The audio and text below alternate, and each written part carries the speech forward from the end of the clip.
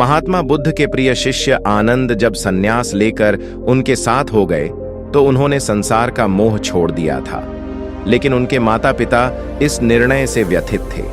आनंद एक संपन्न परिवार से थे, जहां उन्हें किसी भी प्रकार की कमी नहीं थी। उनके माता पिता को विश्वास था कि उनका पुत्र गृहस्थ जीवन अपनाएगा, वंश को आगे बढ़ाएगा और परिवार का मान सम्मान बढ़ाएगा।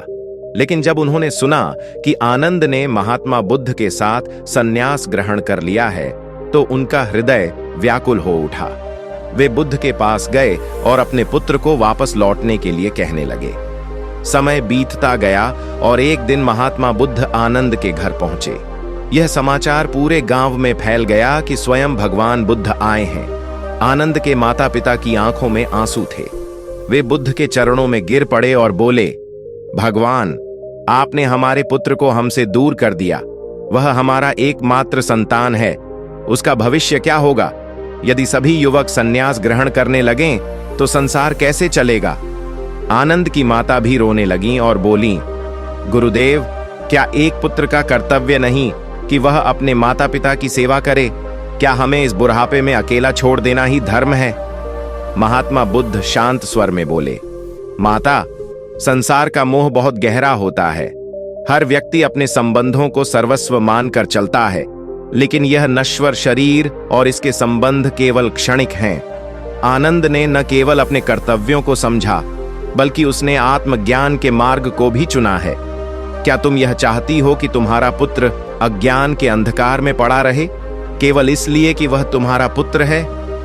आनंद के पिता अब भी असमंजस में थे। उन्होंने कहा, गुरुदेव, क्या गृहस्थ जीवन में रहते हुए धर्म का पालन नहीं किया जा सकता? क्या संन्यास ही एकमात्र मार्ग है? बुद्ध मुस्कुराए और बोले, निश्चित रूप से गृहस्थ जीवन में भी धर्म का पालन किया जा सकता है, लेकिन यह व्यक्ति के स्वभाव पर निर्भर करता है। कुछ लोग संसार में रहकर भी मोह से मुक्त रहते हैं और कुछ संसार से दूर रहकर भी उसमें उलझे रहते हैं। आनंद का मन सत्य को खोजने के लिए व्याकुल था। यदि कोई व्यक्ति सत्य की खोज में निकला है तो उसे रोकना उचित नहीं। आनंद अब तुम्हारा पुत्र मात्र नहीं है, वह पूरे संसार के लिए एक प्रेरणा बन चुका है। आनंद ने हाथ जोड़कर कहा, माता पिता, मैं आप दोनों का आदर करता हूं, लेकिन मेरा मन अब आत्मज्ञान की ओर बढ़ चुका है। मैं चाहता हूं कि आप भी सत्य को समझें और अपने मोह को त्यागें। मैं आपकी सेवा करना चाहता हूं, लेकिन अब मेरी सेवा केवल आप दोनों के लिए नहीं, अपितु पूरे संसार के लिए होगी। मैं चाहता हूं कि प्रत्येक व्यक्ति दुख और पीड़ा से मुक्त हो, जैसे महात्मा बुद्ध ने हमें मार्ग दिखाया है।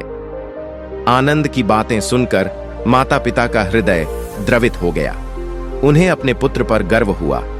वे समझ गए कि आनंद ने कोई गलती नहीं की, बल्कि उसने अपने जीवन का सबसे श्रेष्ठ निर्णय लिया है।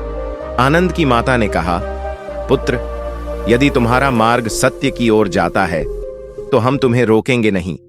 हम भी बुद्ध के बताए मार्ग पर चलेंगे और सत्य को जानने का प्रयास करेंगे। महात्मा बुद्ध ने मुस्कुराते हुए आशीर्वाद दिया और कहा, यही धर्म है, यही सच्ची समझ है। जब व्यक्ति अपने मोह को छोड़कर सत्य को अपनाता है, तभी वह वास्तव में मुक्त हो सकता है।